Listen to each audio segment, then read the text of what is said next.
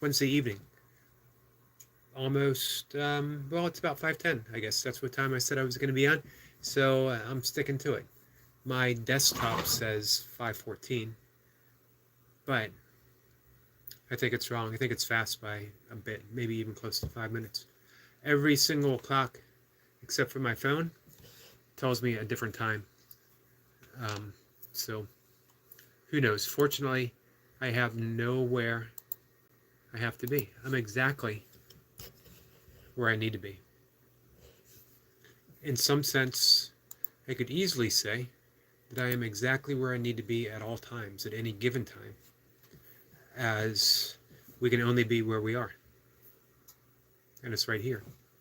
Always reminded when I think along those terms of Ram Dass's famous book, Be Here Now. And I always think that the sequel should have been because that's where you already are. That would be the lesson for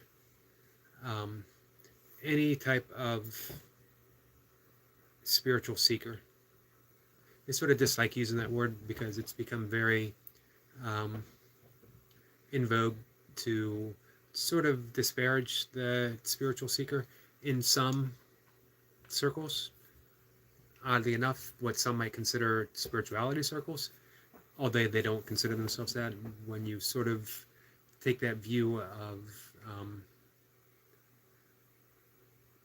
yourself as a non-dualist, that you've discovered the way of non-duality, which is a valid way of experiencing life. It is how life is unfolding. However, when you adopt that title, you sort of become snobbish in your approach, and you begin to disparage people who do things otherwise, which never makes sense. Never made sense to me. And the answer to that is simply do as you do. I always sort of consider myself more of an explorer than a seeker, even back in the day. I like I like what interests me, and I dive into it with a lot of curiosity and a lot of enthusiasm. And that has sustained my yoga practice for decades. Am I seeking enlightenment? Am I seeking awakening? Nope. I'm just hanging out. I'm just hanging out and I'm doing yoga. I'm appreciating life. I'm appreciating my life. Hey, big movie fan, 18 plus. Hello, just a yogi. Hello, big movie fan. I visited your channel not long ago and I enjoy it very much. So I appreciate you being here. It's a really creative channel. I'm getting ready to, in a little bit, I'm going to read my blog post. And this was written just over a year ago. This was written March 18th, 2023. And what I normally do is I read it and I stumble through it. I'm a horrible public reader. I wish I was better. One of the reasons why I'm doing this is to get better. When you write something, it should be read out loud, at least some of the time, at least every once in a while, because then you get the real feel for it. Does it roll off the tongue? Does your lines have a certain cadence, a flow, a rhythm to them? And you can only get that sense of cadence if you read it out loud. It might seem to flow when you write it, when you see it on a screen, when you go through it in your mind, but until it's read out loud, you don't know. So here it is a year and 2 days later, and I'll read it out loud for the first time. Big movie fan says, no problem for coming. I'll share you on my community. Hey, thank you. I appreciate that. You already know I don't allow people under the age of 18, yes. Some dramatic people will jump to conclusions now about my channel, like a whiner.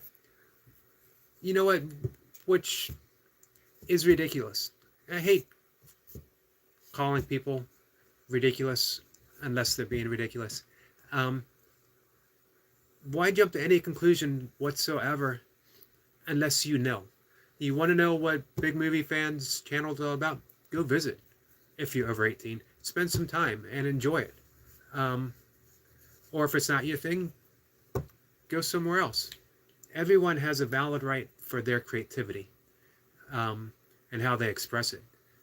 And I support it 100%. And I'm happy to not just support it, but to share, to help you gain the audience that you deserve. Destiny Forever Walks, PhD, is here. Hi, Destiny. And she says, how are you? I saw you on, so I stopped by to say hi. I'm out in a minute. I'm out on a mission. Blessings to you and keep inspiring us. Thank you. Let me go ahead. If you're still here in a minute, I'm going to go ahead and read this now for the first time. So at least I get it in for the first time. And if you have a minute to stick around, don't feel that you have to, please. But at least maybe you'll hear part of it. This was titled, and again, I wrote it over a year ago, The Termination of Particles. That we are the determination of particles, a continuous effect of their vibration likened to a particular note in some eternal song. For me, it seems as if the universe has urged us to be alive, not an accident of evolution, not a clever plot in the mind of God, but that we are fully engaged in universal order, a pattern of temporary design that still and always belongs to this eternity. The physics of our existence points to energy, particles first produced by the expansion of the Big Bang, others that were forged through burning stars, and certain elements made by their explosion. Our basic blueprint is of the universe itself, a design consisting mainly of empty space and particles dancing in determination of our being alive, existing as this brief display of order. But this is only a partial story, or origins of this particular design. What we truly are is the universe itself, the complete function of the whole affair. We are the source behind the impulse of all creation, the determination that urges particles to dance and provides us with the beautiful and specific form. We are energy. Of course, this is just a story, my own myth of creation based upon origin stories offered by science and told through my own personal prose. But that doesn't make it any less so, not in any way that really matters. That in reality, we are a function of the universe, a pattern within an infinite patterns of design. Our present form is made entirely from the determination of particles, an urge for our existence to be shown, and at no point are we ever separate from the dance of order and display. More truly so, we are the dance itself, reality, in determination of this grand design. So, that is Determination of Particles. I usually read it a second time and I break it down a little more. So if anyone sticks around to hear it again, that would be cool. But again, there's never any need.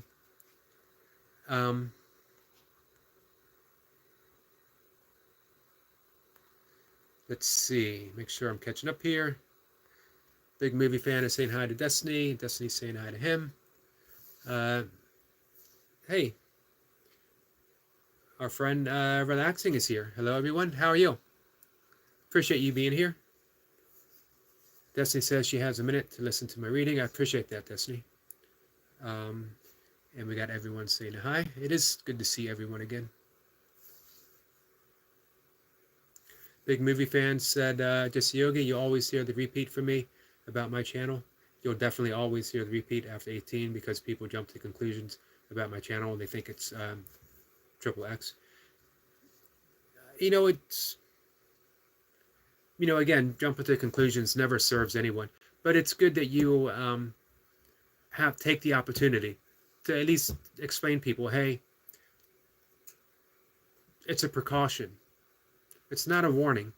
You're not going to stumble on something that you don't want to see. It is just a warning. Take it for what it is. I appreciate the warning, as I appreciate your channel. Relaxing says, thanks, okay. Destiny says, we are the universe, and the universe is us. Exactly. I love the reading. Thanks, Eric. Thank you, Destiny. And Big Movie Fan says, you are on my community now. I appreciate that. So, this little writing puts together my love of physics. More than physics, cosmology. I love cosmology. I love it from every angle.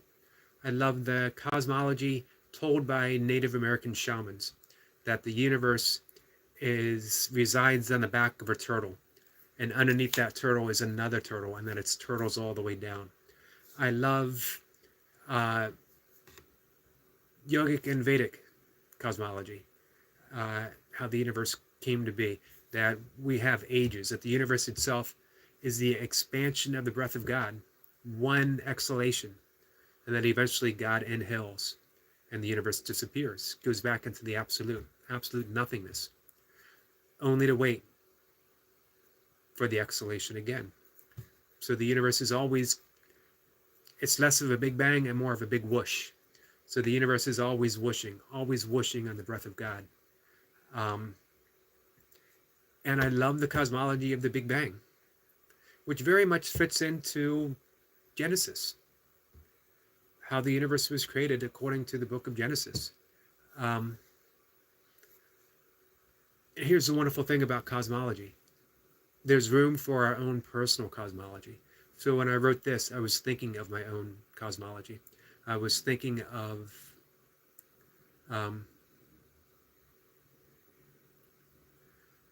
my love of physics. I was thinking of my love of yoga and meditation. And I practice Vedic mantra meditation, which is based upon mantras that don't have a meaning, but are Sanskrit words that rely solely on the vibration and the effect that those vibrations have on me, on my little tiny aspect of the universe. Relaxing says, depending on people, how I think in a positive or negative. That's true. You know, people's minds are going to take them in one direction or another. You can't fault anyone for how that plays out. It really isn't anyone's fault. The mind works as the mind works.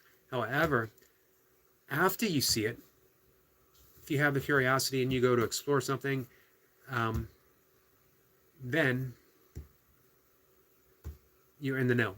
And that's the important thing. Keep exploring. If you're curious about a channel that says 18 plus, go visit. See why it has that label.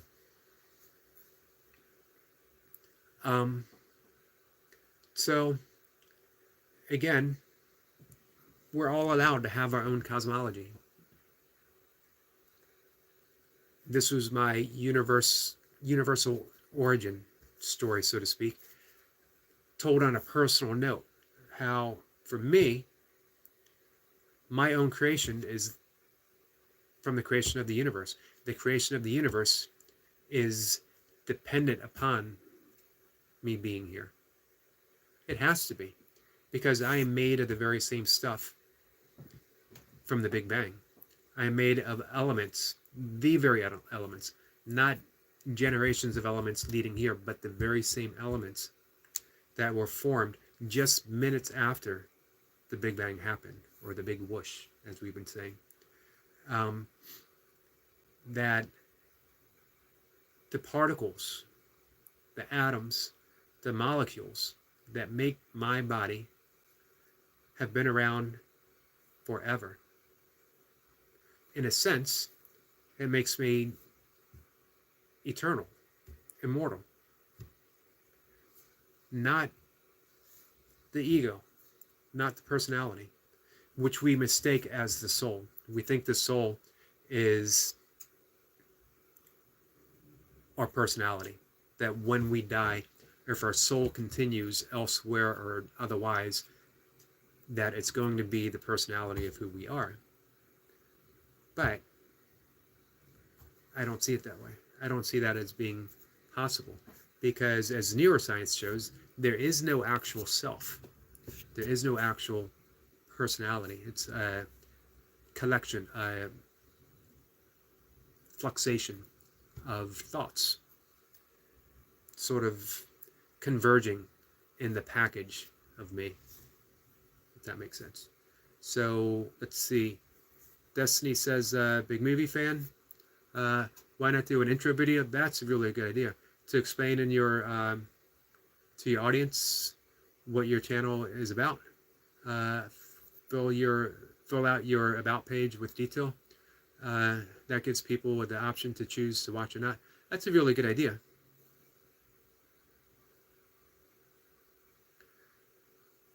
Relaxing says, like a day of how you're eating to give your body energy for also your mind to top up like a battery, your phone or anything, and after you star, even if you sleep, you need an energy positive. I agree. That's the importance of pranayama, of doing breath work, is that our essential energy is prana. It's a subtle energy. It's the energy of spirit. And that prana is infinite, but how we channel it might be finite. So we need to learn to be a better vessel for prana. And that's the entire method and the entire means of practicing yoga. We practice yoga and we practice pranayama so that we are a better channel for the divine energy of prana. Or Shakti prana, which Shakti is the creative, the divine feminine creative energy of the universe. When Shakti meets and connects with Shiva, the masculine energy, we have existence. They're not separate from each other, they're aspects of one thing, Shiva Shakti.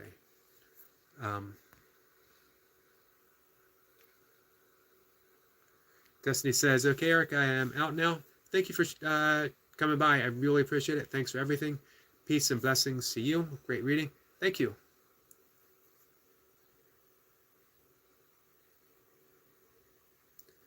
Relaxing says, don't worry about people, my friend. People will watching you automatically. You don't give them this a big success. That is very nice of you to say.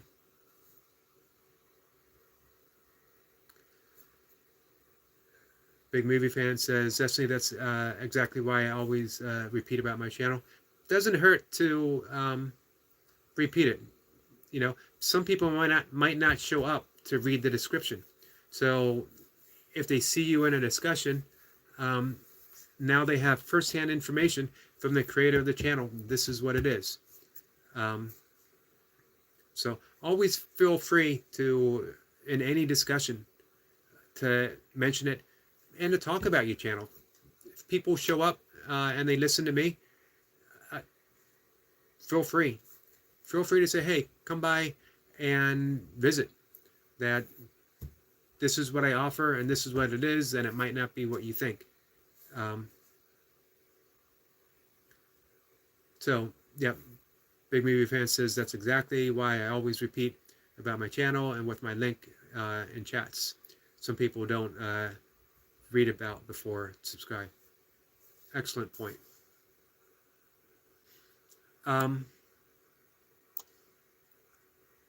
So let's if you guys don't mind, I'm going to read it again, but like I mentioned, I always break it down slower, and then I add in some little asides, some comments.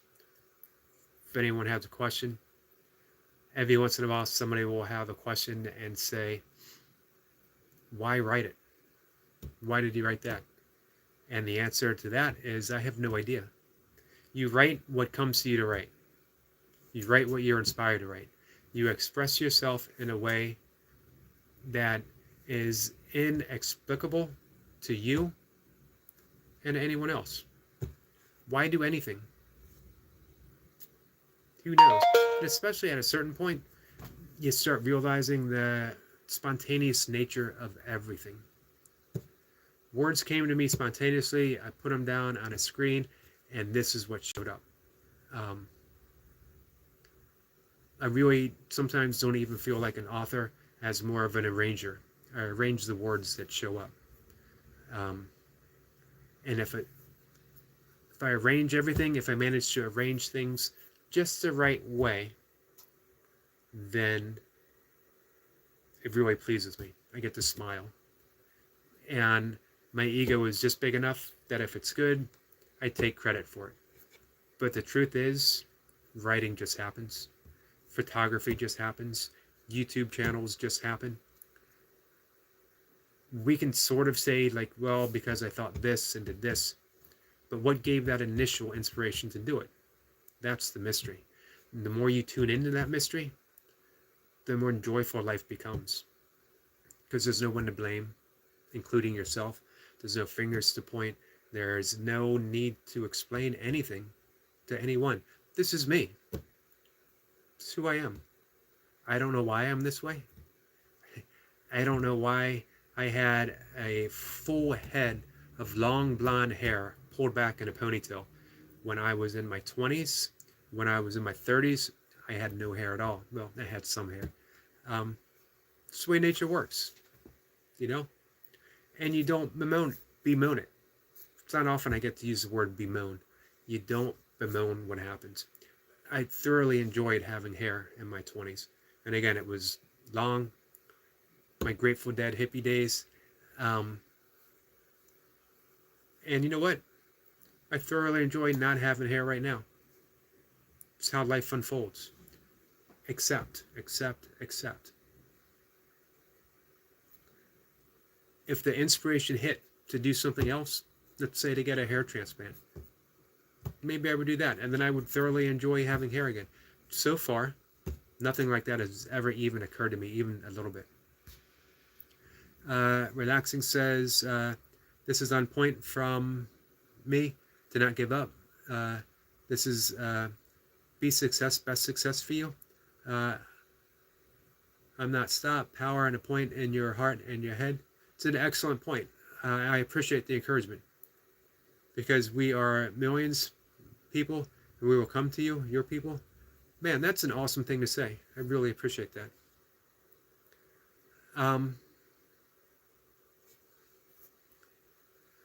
Let's see. Big movie fan said, to Destiny, my channel is about movie clips. Movies like Road Trip, Beer Pong, and Contraband. Those are adult movies. That's why I always repeat the same about my channel whenever I join a stream. It's a smart move, I think. And it doesn't hurt. It gives people a heads up. The way I see it, you know what you're doing, and you know why you do it. Get a smile from relaxing. I appreciate that. So, here we go. Second time. That we are the determination of particles, a continuous effect of their vibration, likened to a particular note in some eternal song.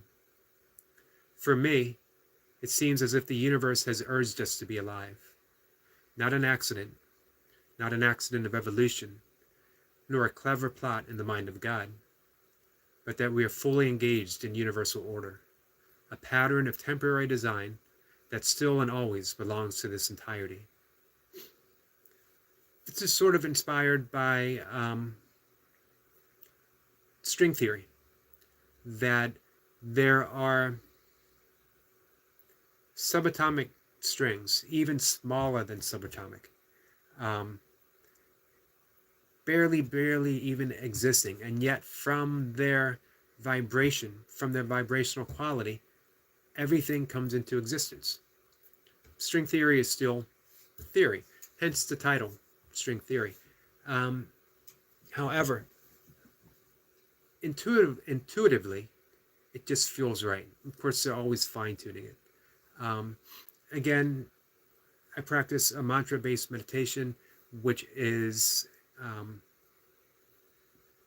about using a mantra that is Sanskrit without meaning, relying solely on the vibration. And from that vibration, I sink into a deep, deep state of gentle, joyful, spontaneous beingness. Just the pure energy of who and what I am and everything arising up in it. All by just allowing those vibrational patterns to take charge. And the me, the Eric, the little Eric, the personality, disappears entirely. And yet, me, the existence, the purity of the big self, self with a capital S, the universal order, is still there, still aware, still the witness to everything that comes up. Relaxing says, thanks, I go out. Have a nice day, everyone, beautiful friends. Thank you for coming by. And Big Movie Fan says, just Yogi, I got to go now. You're shared on my community. I really appreciate that. Thanks for understanding why you always hear the repeat for me about my channel and chats. No, not a problem. Not a problem at all. I actually fully understand that. And again, one, I appreciate you being here. Two, I appreciate you sharing. Thanks again. So, I'm going to keep reading. One of the things I found before I start reading is how much I really love live sessions. And that it's great when an audience shows up. It's also great when there isn't an audience. And I just keep talking and I just keep reading. And things continue much the same. I really enjoy the interaction though. But when you do YouTube live, it's an art form. It becomes a conversation, the art of conversation, which means that you continue the art no matter who the audience is, no matter if there is an audience. It's a great thing about YouTube is that there's an unseen audience. It'll always be there. You're putting it out there in the vibrational field, the infinite field of potentiality that is YouTube itself. So just by doing that, you're engaging with the entire community of YouTube. So, hey, on your channels, go live, do it often. Don't be afraid to flub your words, to make mistakes, to awkwardly scratch your head on camera. Don't be afraid of anything, including being afraid, including fear, because it's going to come up. I had a certain amount of fear when I first started doing YouTube Live. The thing is, you don't fight fear.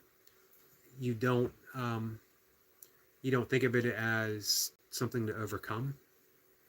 It's just something that's present. And you do what you do in the presence of fear.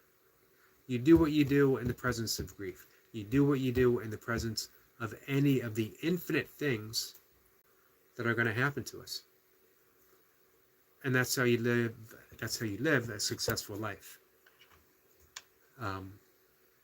So I am taking my nightly pill. I mentioned this yesterday, it is not a YouTube performance enhancing drug. It is actually 10 milligrams of melatonin mixed with ashwagandha. I know I'm pronouncing that wrong, which is an Ayurvedic herb that very relaxing, very good for you for multiple ways. Can really give you some pretty amazing dreams as well. 100% natural. I take it as part of my sleep hygiene. It really helps me get to sleep easier, faster, and stay asleep longer. I have a very extensive sleep hygiene practice that begins at 2:30 or so in the morning when I wake up, and continues until I go to bed, because I have suffered through some pretty horrendous anxiety and insomnia. but it's been a while. So, I'm on verse 2. The physics of our existence points to energy. Particles first produced by the expansion of the Big Bang. Others that were forged through burning stars, and certain elements made by their explosions. Our basic blueprint is the universe itself, a design consisting mainly of empty space and particles dancing in determination of our being alive, existing as this brief display of order. But this is only a partial story, or origins of this particular design. We will approach the third part in a minute.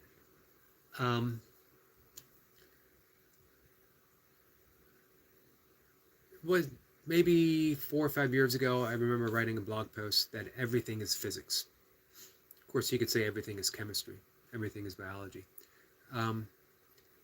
But I think physics being the mother of all science. Some might say mathematics. We live in a mathematical universe. Some very brilliant people have stated that. And I don't doubt that. I like thinking in terms of that everything is physics because everything is vibrating. Physics deals with the art of vibration itself, how the universe came into existence. It amazes me when we talk about the Big Bang being that there was a singularity of existence, a particle of infinitely dense energy that expanded. And as it expanded, it created everything it needed in order for that expansion to take place. There was no time or space until the universe needed time and space, and thus they were created. However, what gave that singularity of existence? What gave that infinitely dense singularity the urge to expand? What whispered? In the Talmud, they say that above every blade of grass is an angel whispering, grow, grow. What angel whispered to that singularity, grow? Rupert Sheldrake wrote a brilliant book a few years back on the physics of angels. How technically, in theory, according to physics, angels could exist and do what angels do. Who's to say? I saw a disparaging comment on a friend of mine's YouTube channel about an interviewer who has gone down the rabbit hole because he also includes interviewing people who believe in angels. I don't think these people believe in angels. I think these people have had an angelic experience. So how can you claim that angels don't exist, at least for this person who has had that experience? The truth is, we don't know. If someone says they've had an angelic experience, who am I to say they haven't? Because I have proof according to my beliefs, according to my thoughts, according to what I've read, what I've been taught. That's not proof. That's proof of what I believe. It's not proof of what might have happened to you. If someone came to me and said, I have had conversations with angels, I see no reason to doubt them. Especially if they come to me in all sincerity. As Rupert Sheldrake said, according to the physics, not only can angels exist, angels should exist. Take it up with Rupert Sheldrake. His son, by the way, I can't remember his first name, wrote a wonderful book on mushrooms, on fungus.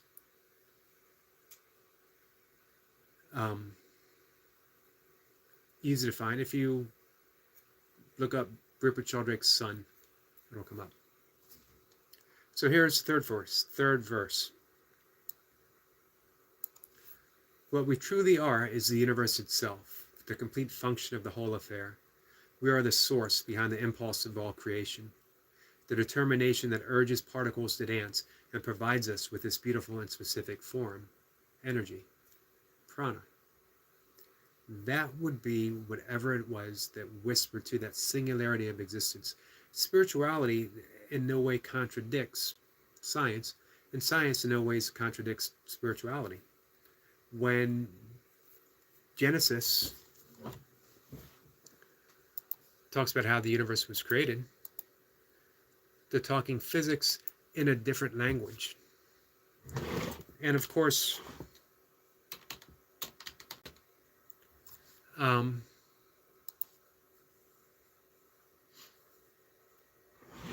that's just my point of view, which of course means absolutely nothing.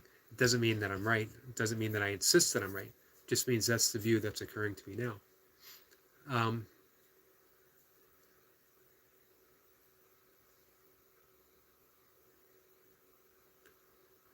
We could read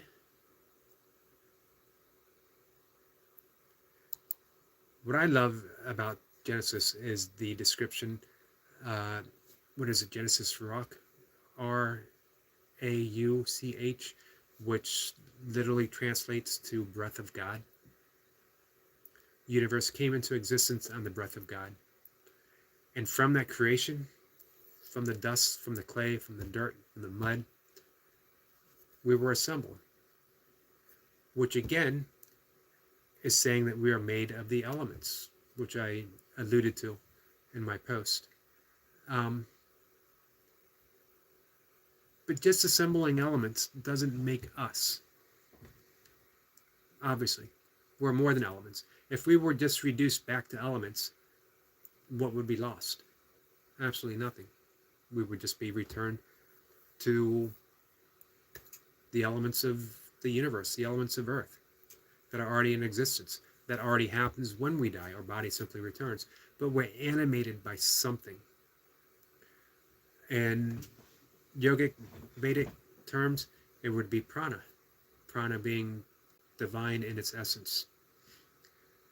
According to the book of Genesis, it's the breath of God. The breath of God is prana. Prana is the breath of God. Why argue over semantics? Why argue over Genesis says this and yoga says that? It's just different language. Same with science. Science is the language of science. It's the language of creation, told from a very technical, although with cosmology, an often beautiful language. Genesis is the story of creation told in the language of ancient Hebrews. I find that to be an extremely beautiful language as well. The language that has the most meaning for me is the language of Vedic and yogic creation, cosmology, as well as Buddhist cosmology. As well, different native cosmology. I actually love how almost every Native American tribe, their name means real people. They are the real people.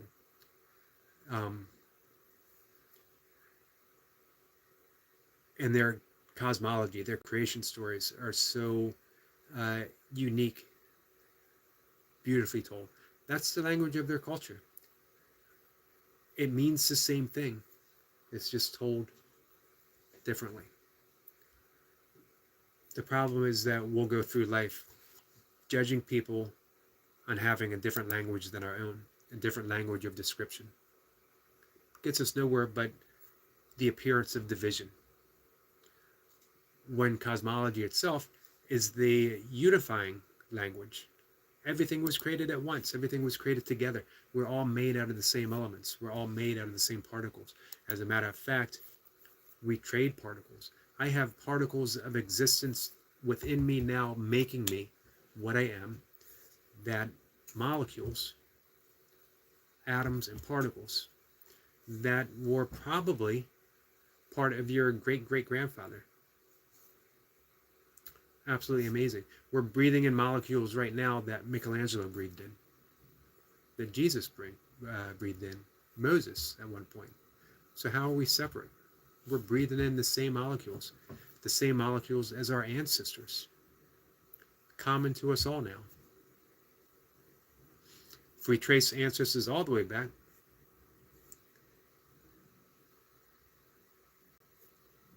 we're all related. If we go even farther back, we all stemmed from that single cell.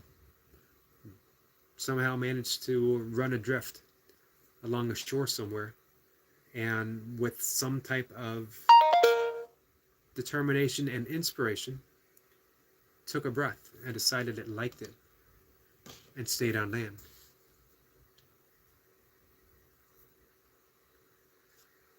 So, let's go on to the last verse.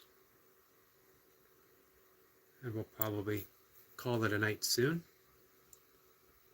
Of course, this is just a story. My own myth of creation based upon origin stories offered by science and told through my own personal prose. But that doesn't make it any less so. Not in any way that really matters. That in reality we are a function of the universe, a pattern within infinite patterns of design. Our present form is made entirely from the determination of particles, an urge for our existence to be shown, and at no point are we ever separate from this dance of order and display. Most truly so, we are the dance itself, reality and determination of this grand design. So, that was the last verse. Read 2 times. First time, I don't know why I always have a tendency to read too fast. I stumble over the words, even though I wrote them. I still stumble over them. And of course I did write this a year ago. And I haven't looked at it since last year. And then I read it a second time where I take breaks and I explain it. And it seems to go so much better. As I mentioned before, anything you write, any type of prose, and I consider this all to be lyrical prose. If people were to come to me, and sometimes they do, and say, do you believe what you write? Or is this true? Or how can you know it's true? I say, don't believe it. It's not facts. It's not meant to be anything other than sounding good when you read it. My quest in writing isn't to write anything super meaningful. It isn't to teach. It isn't to do anything that big, grandiose. Every once in a while, I like to slip in a word that one might be hard to pronounce, but if I nail it, I walk away pretty pleased. So then the question would be, why write anything at all? Because I'm in search of one beautiful line, just one, and then everything else is written in support of that beautiful line. My art can be sort of pinpointed, narrowed down into just trying to write one little beautiful line, something that pleases my heart, something that lights my smile up, something that when I read it, I just can't help but think, man, something, the universe, the muse, inspirational order of the universe, you just gave me a gift. So, like I said, everything else that I write is in support of that beautiful line. And I'm not saying I always find it, or I should say, I'm not saying that it always comes to me, but sometimes it does. There's sometimes more than one. There's a few lines in this that I thoroughly enjoy, and I enjoyed reading it out loud. I don't always enjoy reading what I write out loud, but everything you write, any kind of lyrical prose that you write, should be read out loud. Find that cadence in the word. Give yourself to the reading. Don't be afraid of making mistakes. Don't be afraid of flubbing a line. Pause. Give an internal smile. Take a breath. Instant pranayama. Breathing in, I relax. Breathing out, I smile. and then you just go back to reading. If you are a photographer, share some of your photography. Same with sculpting, same with origami, same with any type of art. For me, I liken it all of it, to art.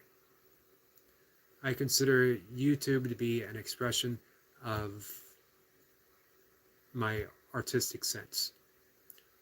The same with everyone else. So I love visiting other people's channels to see what they're offering.